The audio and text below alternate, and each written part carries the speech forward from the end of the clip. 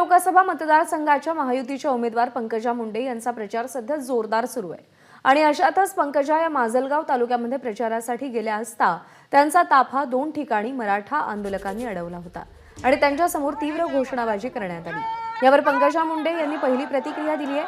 मागच्या वेळी पण आपला ताफा अडवून अशी घोषणाबाजी करण्यात आली होती आणि हा प्रकार दुसऱ्यांदा झाल्यानं हे मराठा आंदोलक असूच शकत नाहीत, कारण आंदोलक हे चर्चा करण्यासाठी तयार असतात, तर हा प्रायोजित कार्यक्रम असल्याचं पंकजा मुंडे म्हणाल्यात।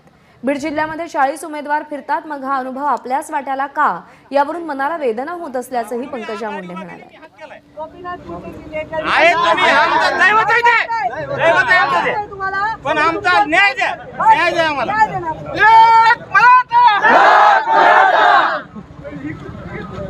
त्यांच्याशी संवाद साधला आमचे प्रतिनिधी गोविंद शेळके यांनी। स्वतः उमेदवार बीड लोकसभेच्या पंकजा मुंडे माझ्यासोबत आहेत। ताई, खरं तर हे अनुभव आता नित्याचे झालेत का? कारण मागच्या काही दिवसापूर्वी आम्ही बघतो की लोक येत आहेत, घोषणा देतात, चर्चा होते। हे पहिल्यांदा झालं की तुम्ही गाडीच्या खाली उतरलात? आज आम्ही बघतो की मराठा आंदोलक तुमच्या समोर होते। काय घडलं नेमकं आज तुमच्या या सगळ्या प्रवासादरम्यान, दौऱ्यात, आणि चर्चा कशी झाली? खरं तर 30-35 दिवस झाले मी कंटिन्युअस लोकसभेच्या कामात आहे, प्रचारात आहे, आणि हे करत असताना मला 99.99% वेळा स्वागतच माझ्या नशिबात आलं। मला असं वाटतं की मागच्या वेळी जेव्हा तुकाराम बीजमध्ये घटना घडली तेव्हाही मी सांगितलं होतं की हे मला वाटत नाही की आंदोलक आहेत।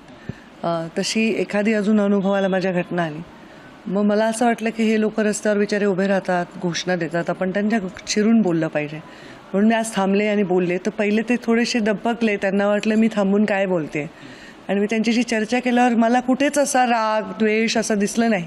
उलट ते बोलत असताना ते लोक म्हणे, ताई आम्ही तुमची लेकरं आहेत, ताई आम्ही मुंडेसाहेब आमचे दैवत होते, आम्हाला न्याय द्या।